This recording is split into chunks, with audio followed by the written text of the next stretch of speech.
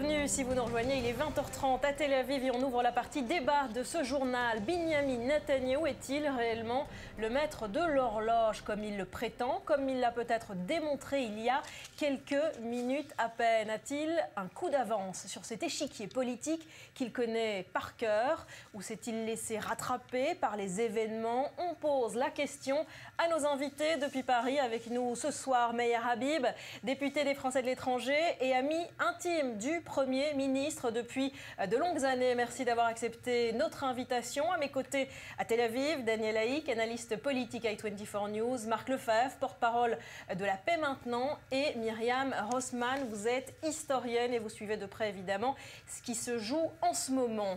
L'origine de ce mécontentement populaire, on l'a compris, c'est la signature donc d'un cessez-le-feu avec le Hamas il y a quelques jours. Meir Habib, on va commencer par vous. Est-ce que, en signant ce cessez-le-feu avec le Hamas, malgré la colère et l'insatisfaction des Israéliens, Binyamin Netanyahou a prouvé sa grandeur politique? Est-il un leader responsable, comme il le dit, ou est-ce qu'il a prouvé sa lâcheté politique, finalement, en n'entrant pas dans Gaza, comme le souhaite la grande majorité des Israéliens? Il a une réaction d'homme d'État, à la différence de réaction d'homme politique qui cherche à avoir des gains politiques sur la sécurité du pays.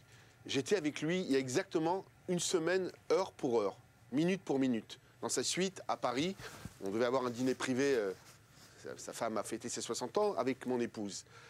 Et c'est à ce moment-là où il a eu l'information qu'il ne m'a pas donné, qu'il ne nous a pas donné dans un premier temps. Il est devenu pâle. Et au fur et à mesure des minutes, des heures, il est revenu. On a annulé évidemment notre dîner. Et il a décidé de repartir en urgence. Vous devez comprendre que le Premier ministre de l'État d'Israël, et moi je parle y compris en tant que parlementaire français, lorsque vous êtes à la Commission des Affaires étrangères ou à la Commission de la Défense, vous avez parfois des informations que le public n'a pas. Il a toutes les informations en main. Au niveau puissance militaire, chacun sait qu'Israël peut rentrer, raser Gaza. Il y a des dizaines de milliers de morts de part et d'autre, des deux côtés. Et c'est toujours dramatique. Et on voit après le lendemain. Aujourd'hui, moi, je n'ai pas à juger. Je n'ai pas tous les éléments en main. Je considère que c'était beaucoup plus facile pour lui de rentrer en guerre que de ne pas rentrer en guerre. Lieberman, lui, c'est différent. Il cherche à avoir un gain politique. Il est au plus bas dans les sondages. Il a deux doigts de ne pas rentrer à la Knesset. Pour lui, c'est une possibilité. Et on voit, puisqu'il a augmenté dans les sondages. Mais aujourd'hui, au niveau de la sécurité, c'est son obsession. Il a perdu, comme il a expliqué, son frère. Entre parenthèses, nous, les Français, on a une dette par rapport à lui. Son frère est mort en libérant un avion d'Air France à Entebbe, où on avait séparé pas les Israéliens et non-Israéliens, les Juifs et les non-Juifs, où Mme Bloch est mort et le frère Binyamin Yoni Netanyahou est mort. Ouais. Et il a été blessé, il a une cicatrice ici par une balle. On comprend bien, Meir Habib, ce que vous dites. Voilà, sur l'obsession sécuritaire de Binyamin Netanyahou, je vous redonne la parole.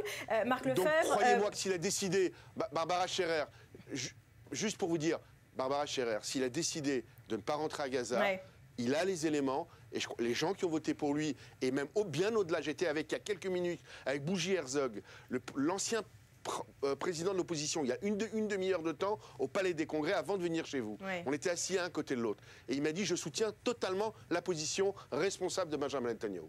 Alors, on va en reparler de ce soutien de la gauche à Binyamin Netanyahou. C'est quelque chose d'assez particulier qui se passe en ce moment en Israël. Marc Lefebvre, vous êtes porte-parole de La Paix Maintenant, Shalom Archav. Est-ce que Binyamin Netanyahou est devenu un pacifiste?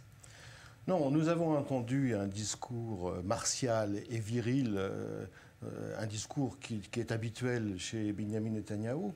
Mais moi, ce qui m'intéresse, c'est la sécurité des citoyens d'Israël. Et cette sécurité n'est pas du tout assurée par la politique ou l'absence de politique de Netanyahou. Il faut bien comprendre. Alors la gauche veut quoi exactement? Il faut bien comprendre quelle est la stratégie de Netanyahou depuis 25 ans, depuis même le livre qu'il a écrit il y a 25 ans là-dessus. Sa stratégie est très claire. Premièrement, faire tout pour que jamais il n'y ait un État palestinien. Et pour ça, la meilleure chose à faire, c'est de n'avoir des accords ou des tentatives d'accord qu'avec les plus extrémistes des Palestiniens. Donc on se met dans une situation où on est dépendant du bon vouloir des extrémistes palestiniens qui ne veulent pas la paix et on est en même temps complètement dépendant des extrémistes de son gouvernement. S'il y a des menaces, je serai le dernier à dire que l'État d'Israël n'est pas menacé. L'État d'Israël n'est pas entouré d'amis. Donc le débat, c'est comment gérer ces menaces et comment se défendre de la façon la plus intelligente et la plus efficace possible. Alors la réponse ce de n'est la certainement gauche pas, israélienne. ce n'est certainement pas en divisant le peuple. Alors comment Ce n'est faut-il certainement pas en Marc faisant Lefebvre. ce que Netanyahou a Ouais. fait depuis des années, c'est-à-dire accuser tous ceux qui critiquent sa politique d'être des traîtres, Oui. parce qu'on ne peut se défendre contre des menaces que si la population est unie. On a ici un Premier ministre qui vient de nous dire exactement, vous savez, en hébreu, quand on dit « fais-moi confiance », les Israéliens ne sont pas idiots. Quand on dit ça, en général, c'est qu'il y a quelque chose qui n'est pas clair. Moi, ce que je dis, ce que nous disons, c'est que la stratégie de contrainte de Netanyahou, qui consiste à négocier uniquement avec les extrémistes, est une fausse voie parce qu'il joue avec le feu. De la bande de Gaza, la gauche Pour propose régler la quoi question de la bande de Gaza, qui est une question qui, plus on fait durer et plus la situation se détériore, plus c'est difficile à gérer, Oui. la question c'est qu'est-ce qu'on fait avec l'autorité palestinienne ? Pourquoi l'autorité palestinienne ne rentre pas dans le jeu ? Pourquoi on ne fait pas en sorte que... la solution que la gauche propose. C'est une voie à explorer qui est la seule... Non, je n'ai pas terminé. La voie de négocier, ou en tout cas d'essayer de faire rentrer l'autorité palestinienne sur le terrain, sur le théâtre, est une voie qui n'a pas été explorée. C'est la seule voie qui n'a pas été explorée. Et c'est évident que l'autorité palestinienne est de plus en plus affaiblie parce que elle n'est pas crédible dans la mesure où elle n'a aucun résultat et il faut qu'elle ait des résultats. Meir Habib, rapidement, parce qu'on va entendre aussi les autres intervenants de ce plateau. Non mais je rappellerai simplement que les non-extrémistes dont parle votre invité sur le plateau sont des négationnistes qui donnent des primes tous les mois à tous les auteurs d'attentats, qui ne veulent pas un État à côté mais à la place d'Israël, en l'occurrence Mahmoud Abbas, et que Israël n'a pas avec qui faire la paix. À Oslo, on avait promis un houmous à Damas. 2 ans après, on ne pouvait pas prendre un café dans le centre de Jérusalem. Aujourd'hui, il y a la sécurité totale ou presque totale dans l'ensemble d'Israël. Sur le sud, ces dernières semaines, il y a des roquettes qui pleuvent. Je peux vous garantir que connaissant Netanyahou, ce n'est pas une situation qui va perdurer. Maintenant, chacun veut jouer au grand stratège militaire et décider quand, où et comment. Soit les gens lui font confiance, ils lui ont donné un mandat, soit ils ne lui font pas confiance.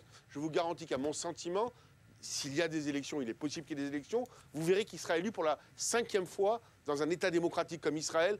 Et peut-être que vous comprendrez, comme il a réussi au niveau économique, au niveau des affaires étrangères, il va réussir aussi, à mon sens, au niveau de la politique sécuritaire du pays. Mais de grâce, arrêtons tous d'être des vats en guerre.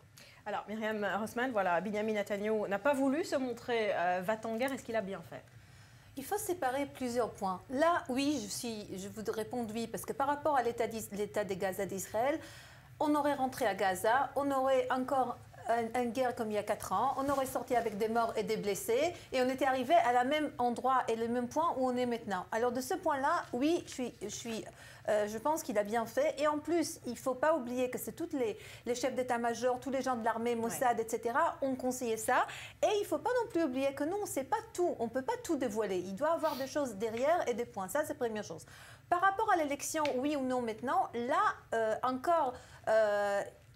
il y aura des élections anticipées. On va parler de la crise politique dans un instant. Un mot d'abord sur Gaza. Alors, si je peux me permettre, revenir sur ce que Binyamin Netanyahou a dit ce soir. Je crois qu'après plusieurs jours où il était en position, on va dire, d'infériorité, après les critiques émises par les habitants du sud du pays, j'ai l'impression que Binyamin Netanyahou reprend ce soir la main et parle comme un leader, parle comme le Premier ministre de l'État d'Israël, et il endosse la responsabilité de la défense. C'est la première fois qu'il le fait, et c'est tout à fait nouveau, et il le fait, on va dire, avec un certain brio. Il sait très bien parler, c'est un excellent orateur, et donc il sait très bien parler. Mais pour revenir à la position adoptée à propos de Gaza et ce cessez-le-feu, je crois que quelque part, il y a une phrase qui a été dite par Ariel Sharon à l'époque, « Macheroim le mikan, l'orim micham », ce que l'on voit d'ici, on ne voit pas de là-bas. Ce que Binyamin Netanyahou voit, nous ne le voyons pas. C'est un peu ce qu'a dit Meir Habib, c'est ce que l'on comprend aussi. Et imaginez, je donne un cas de figure. possibles.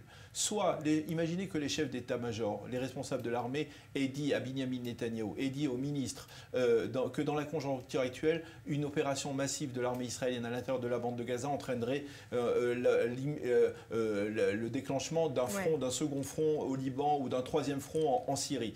Il faut tenir compte de ces responsabilités. Imaginez qu'actuellement des négociations se déroulent, et on en parle, des négociations pour essayer de restituer les corps des 2 soldats israéliens. Si ces corps arrivent, sont restitués dans quelques semaines, eh bien Binyamin Netanyahou pourra dire, voilà, je vous explique. Qu'il se trame quelque chose. On ne sait pas, bien entendu, on ne sait pas. Mais ce qui est important, et ça c'est quelque chose de tout à fait marquant, on a le sentiment, c'est un sentiment qui existait déjà en 2014, de voir Binyamin Netanyahou qui est l'adulte responsable. On disait à une époque qu'il était le citoyen inquiet, maintenant il est l'adulte responsable. Il l'a prouvé en 2014. Les Israéliens n'aiment pas ça, on va peut-être voir s'afficher un dernier sondage, 74% d'insatisfaction. Oui, mais c'est pour ça que je vous disais que ce soir, à mon avis, il a repris un peu la main. Il faudra voir les sondages qui sont faits demain. Et je voudrais vous citer juste une déclaration qu'il a fait, et je crois que c'est très intéressant, parce que Meir Habib parlait la semaine dernière de ce qui s'est passé la semaine dernière. La semaine dernière, Binyamin Netanyahou a donné une conférence de presse tout à fait impromptue, et il a tenu des propos tout à fait impressionnants. Et le Premier ministre a dit comme cela, et je le cite, « Tout ce qui m'importe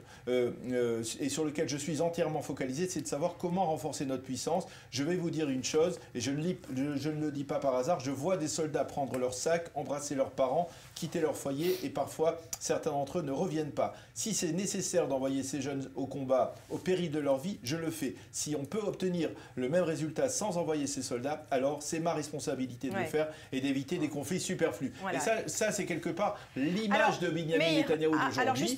Et c'est important de le souligner, tout en disant que Binyamin Netanyahou en est convaincu qu'il n'y a pas de solution politique pour Gaza. Voilà, et donc il évite un nouveau conflit avec Gaza, il fait ce genre de déclaration, et Meir, il se passe quand même quelque chose d'assez étrange en Israël depuis ce cessez-le-feu.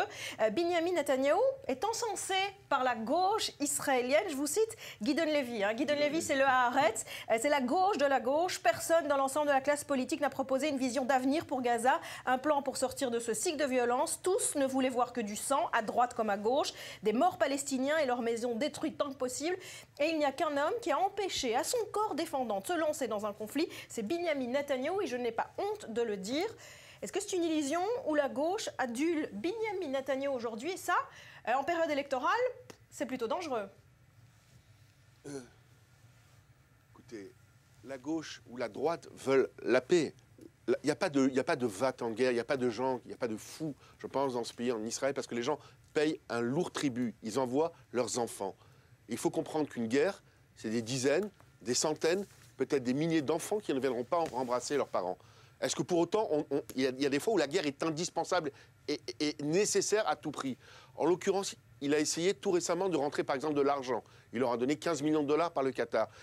Il faut voir le lendemain. Et après, Israël rentre dans Gaza. Et après, et le prix politique, parce que je vois, y compris en France, certains de mes collègues parlent d'occupation à Gaza.